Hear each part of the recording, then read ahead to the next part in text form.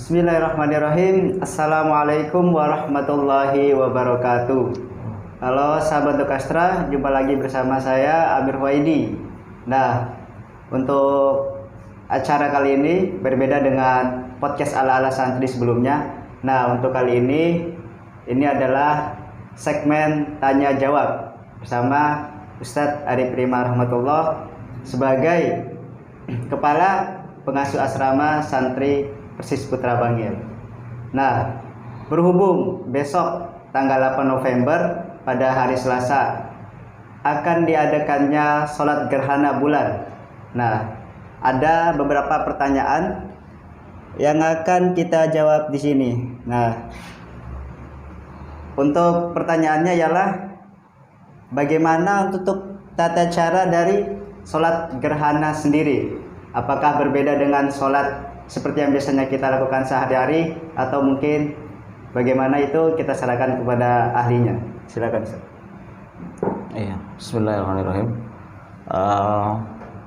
Karena perlu bahwa ilmu itu ya kita bagi-bagi ya, apalagi gerhana ini adalah perkara yang sholatnya jarang kita kerjakan daripada sholat yang lain itu.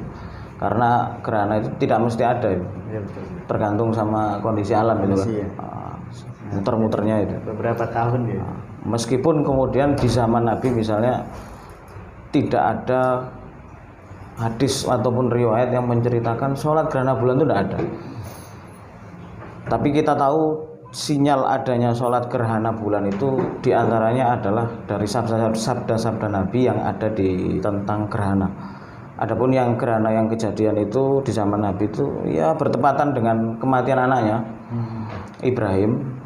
Ketika Ibrahim wafat, kemudian bertepatan pada waktu itu terjadi gerhana matahari. Sehingga orang-orang banyak di hadis kitab Sahih Bukhari maupun Sahih Muslim, banyak orang-orang kemudian in kasafatis syamsu limauti Ibrahim, kata orang-orang. Banyak orang yang berkata bahwa sekarang ini terjadi matahari tertutup gitu. Gerhana itu kan dari bahasa Arab itu in kasafa. Kemudian di hadis yang lain juga kadang menggunakan kata khosafa juga. In khosafa ada in kasafa, atau di hadis yang lain ada layan kasifani. Jadi in kasafa, kemudian istilahnya sholat gerhana adalah sholat kusuf. Kadang juga disebut sholat khusuf. Ada juga yang menyebutkan sholat gerhana matahari itu beberapa orang nyebutnya sholat kusuf. Kalau sholat gerhana bulan sholat khusuf. Ala kulli hal ini cuma istilah aja, samalah intinya gerhana. Sholat gerhana intinya bisa pakai kusuf, bisa pakai khusuf, artinya sama-sama menutup, tertutup itu artinya bulannya tertutup atau mataharinya tertutup, sehingga bahasa yang tepat itu ya gerhana itu sudah tepat. Maka kemudian sholat gerhana ini sebagaimana yang diriwayatkan oleh Aisyah di hadis Muslim, kata Aisyah, ketika terjadi gerhana khosafati syamsu, ketika terjadi gerhana kemudian Rasul itu sholat arba'a rokaatin fi rokaatin, bukan 4 rokaat, arba'a rokaatin fi rokaatain. Jadi ruku rokaatnya 2. Nah, berarti arba'a rokaatin itu 4 ruku. 4 ruku ya. 4 ruku, bukan 4 rokaat. 2 rokaat, bukan 4 rokaat ya. Jadi rokaatnya 2, kemudian rukunya ada 4. Nah, dengan kata lain, kalau mau dirinci lagi, ada hadis riwayat Bukhari yang menceritakan adalah Ibnu Abbas, gitu kan. Kata sahabat Ibnu Abbas radhiyallahu an, cara sholat gerhananya Nabi itu adalah itu tadi 4 ruku, kemudian dalam 2 rakaat. Di situ disebutkan dengan rinci itu dari rakaat pertama, kemudian rukuk pertama, kemudian berdiri lagi, kemudian rukuk lagi yang kedua di dalam 1 rakaat. Jadi 1 rakaat ada 2 rukuk. Itu di situ Ibnu Abbas memberikan sifat sholat gerhana itu tawilan, panjang. Biqiraatihi, bacaannya panjang. Kemudian setelah bahkan di situ dikatakan nahwa bi qiraati suratil Baqarah. Jadi di rakaat pertama sebelum rukuk yang pertama, bacanya Nabi itu saking panjangnya, saking panjangnya itu fa'atola koman tawilan, Rasul berdiri dengan kiaman tawilan, berdiri yang panjang itu nahwa seperti Rasul membaca surah Al-Baqarah saking lamanya. Faroka'a, maka kemudian Rasul ruku'an tawilan, rukuknya juga rukuk yang panjang. Nah, kemudian Rasul berdiri lagi. Ketika Rasul berdiri lagi, berdiri itidal, itu juga Rasul kiaman tawilan, berdiri dengan berdiri yang panjang. Tapi disifati lagi dunal qiyamil ula. Oh, tidak sepanjang tidak sepanjang yang tadi itu. Tidak sepanjang seperti surah Al-Baqarah. Itu kemudian kata Ibnu Abbas, seperti itu juga nanti di rakaat kedua. Panjang sekali. Jadi rakaat sholat gerhana itu 2 rakaat. 1 rakaat ada 2 ruku. Kemudian apa yang dibaca di hadis Bukhari? Apa yang dibaca itu kan? Di hadis Bukhari babnya bukan bab sholat gerhana, itu ada di bab yang lain tapi. Sehingga mungkin kita kalau baca kitab Sahih Bukhari di bab gerhana, di sini tidak ada. Ini ada di bab yang lain tapi tetap membahas tentang khusafati syamsu. Kejadian ini terjadi ketika gerhana matahari. Kata Aisyah, Rasul itu kiaman tawilan, berdirinya lama. Kemudian dia rukuknya juga rukuk yang lama. Setelah rukuk yang pertama kemudian tuh bangkit tuh kan. Nah, umumnya di antara kita biasanya habis takbiratul ihram baca Al-Fatihah, kemudian baca surah. Nah, surah ini panjang terus rukuk itu kan. Nah, setelah rukuk ini umumnya kita biasanya setelah rukuk yang pertama itu banyak kita lihat-lihat praktek ataupun mungkin di kitab-kitab fikih atau yang lain itu banyak yang baca Al-Fatihah lagi. Jadi dalam 1 rakaat ada 2 bacaan Al-Fatihah. Rukuknya juga ada 2. Tapi nyatanya kalau kita lihat di riwayat Bukhari tadi itu yang Aisyah menceritakan, ketika Rasul sudah rukuk pertama, kemudian dia berdiri, kemudian kata Aisyah, summa istaftaha bisuratin ukhra. Nah, ini yang paling penting ini, yang perlu kita garis bawah itu lafadz istaftaha bisuratin ukhra. Ketika Rasul bangkit dari rukuk yang pertama, istaftaha itu kan kayak doa iftitah itu berarti langsung itu maunya. Artinya Rasul itu membaca dengan surat yang lain. Surat yang lain itu berarti yang dibaca Nabi itu suratnya beda dengan surat yang dibaca di awal tadi sebelum rukuk yang pertama. Jadi bukan baca Al-Fatihah pastinya, tapi langsung baca surat. Nah, dari riwayat ini kita kemudian di pesantren Persis ini ketika sesudah rukuk yang pertama kita tidak baca Al-Fatihah lagi karena ada hadis Bukhari tadi itu. Jadi kita langsung baca surat, tidak baca Al-Fatihah. Jadi tetap Al-Fatihah itu kita baca dalam 1 rakaat 1 Al-Fatihah. Walaupun ditakdir di sholat gerhana ini rukuknya 1 rakaat ada 2. Nah, setelah rukuk yang pertama kita bangkit baca sami Allahu liman hamidah Rabbana lakal hamdu. Kita tidak baca Al-Fatihah lagi, tapi kita langsung baca surah. Dasarnya apa? Tadi itu ya, riwayat Bukhari dari Aisyah ketika Rasul bangkit dari rukuk yang pertama, summa istaftaha bisuratin ukhra. Dari situ kita paham tidak ada Al-Fatihah di situ, tapi surat yang beda, surat yang lain. Jadi langsung baca. Kira-kira begitu. Jadi mungkin kita agak beda dengan yang lain, tapi tidak jadi masalah karena kita akan melakukan tentu dengan dalil ya. Artinya kalau kemudian ada di antara para sahabat Dokastra yang melihat konten video ini kemudian bisa memberikan masukan bahwa apa yang kita temukan ini misalnya ada salah, kemudian kita koreksi lagi, ya kita akan kembali rujuk kepada yang benar tentunya kan. Karena kita dalam beragama dasar kita adalah Al-Quran dan hadis. Ya kira-kira begitu. Nah, untuk ruku yang panjang itu apakah ada bacaan-bacaan khusus? Nah, sehingga rukunya itu panjang. Oh, rukuknya itu panjang. Bacaan ketika rukuk panjang, bacaan khusus tidak ada.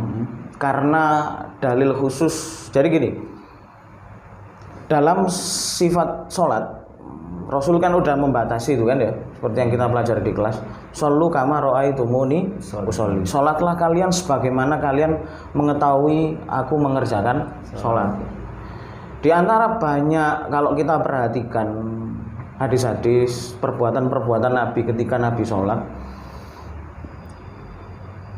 di sholat secara umum itu yang diajarkan Nabi ketika ruku itu doanya itu diantaranya hanyalah subhana rabbiyal adzim, ataupun ada hadis yang lain subhanakallahumma wa bihamdika Allahumma firli.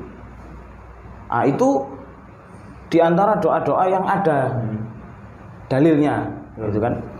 Sementara di sholat gerhana tidak disebutkan ada doa khusus. Pokoknya di situ dikatakan summa roka'a ruku'an tawilan. Kemudian Nabi ruku' melakukan ruku' dengan ruku' yang panjang. Bacaannya tidak disebut. Artinya tidak disebutnya ini bukan berarti kemudian tidak ada bacaan atau kemudian kita ngarang bacaan sendiri, itu tidak boleh.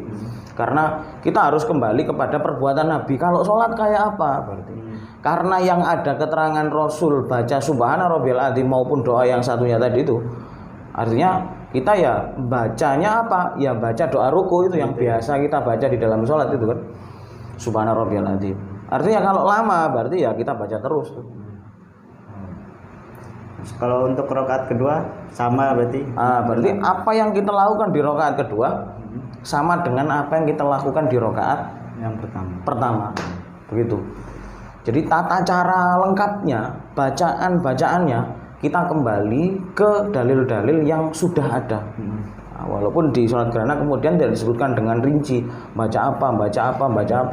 Karena ini nggak ada, ya kita kembali ke yang ada aja. Begitu. Dari fiil-fiil Nabi yang pernah dikerjakan oleh Nabi. Dan kita sekali yang penting dalam ibadah sholat kita itu, yang menjadi kunci bagi semua perbuatan sholat itu ya tadi tuh shollu kama ra'aitumuni usolli. Artinya di dalam sholat kita harus membuang hal-hal yang tidak pernah dilakukan Nabi di dalam sholat. Baik, itu adalah sedikit penjelasan dari Setari Prima tentang bagaimana tata cara dari sholat gerhana, baik itu sholat gerhana bulan ataupun sholat gerhana matahari, karena tata caranya sama aja. Sama. Nah, terus ada pertanyaan lagi, adakah amalan-amalan sunnah atau yang dianjurkan ketika terjadinya gerhana? Iya.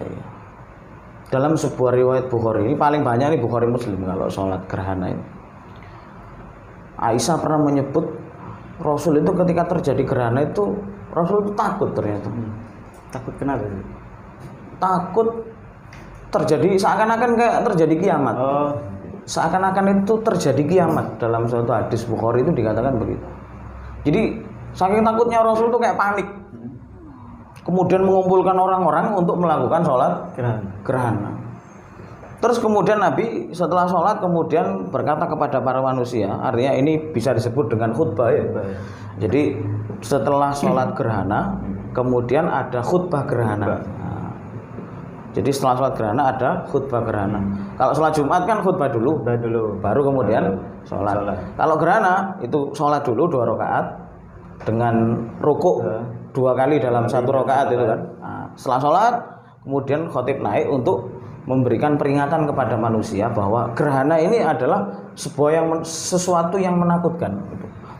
Artinya pada waktu itu Rasul mengatakan gerhana in khosafatis syams, terjadinya gerhana matahari ini kata Nabi Muhammad, laisa li ahadin, tidak karena seseorang, li hayatihi aw li mautihi, bukan karena orang itu dilahirkan, karena kehidupan seseorang atau karena kematian seseorang, nggak ada hubungannya tuh.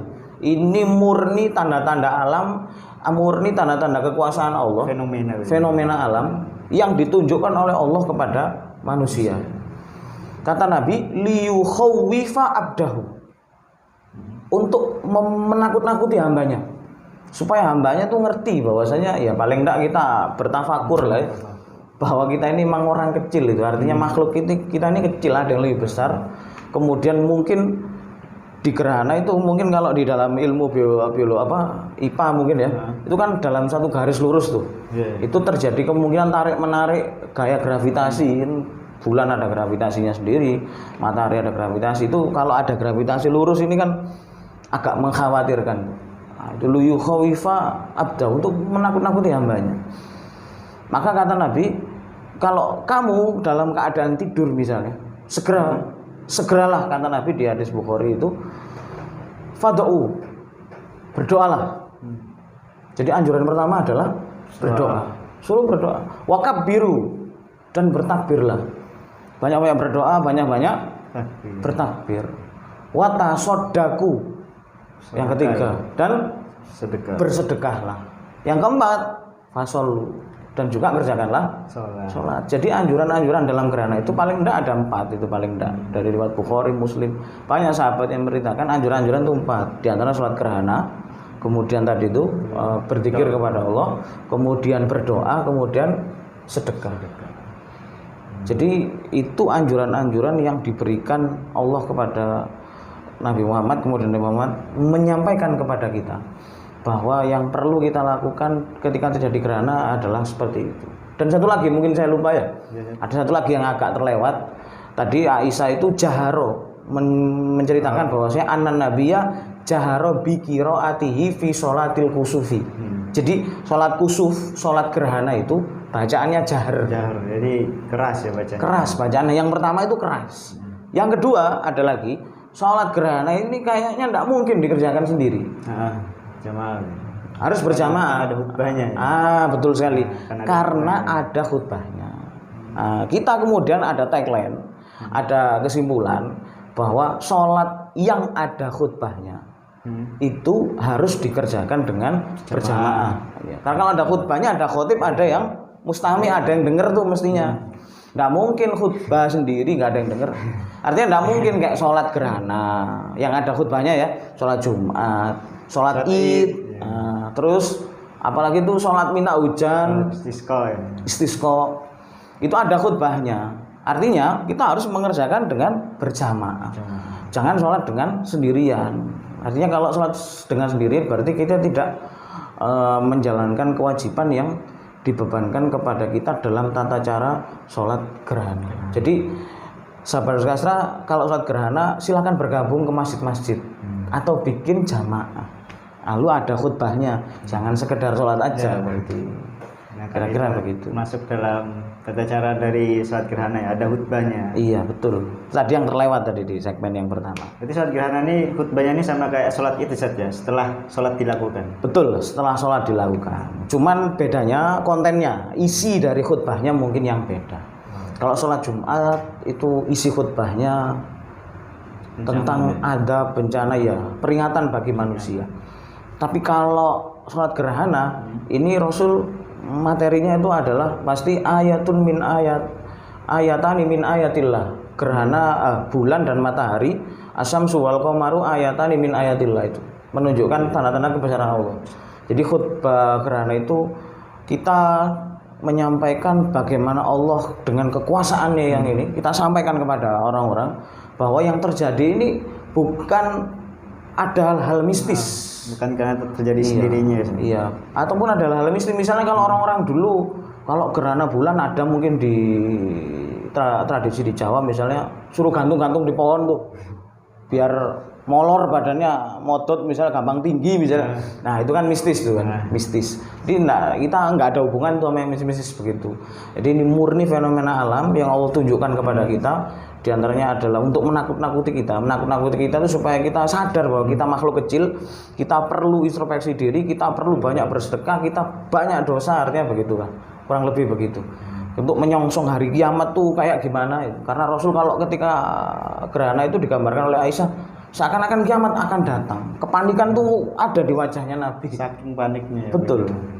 Apalagi kita ini kan Rasul aja panik, masa kita senyum-senyum nyantai-nyantai ketawa-ketawa, ya janganlah. Artinya ya kita sholat, sedekah, apalagi tadi itu sholat, sedekah, kemudian banyak berdoa dan banyak bertakbir kepada Allah.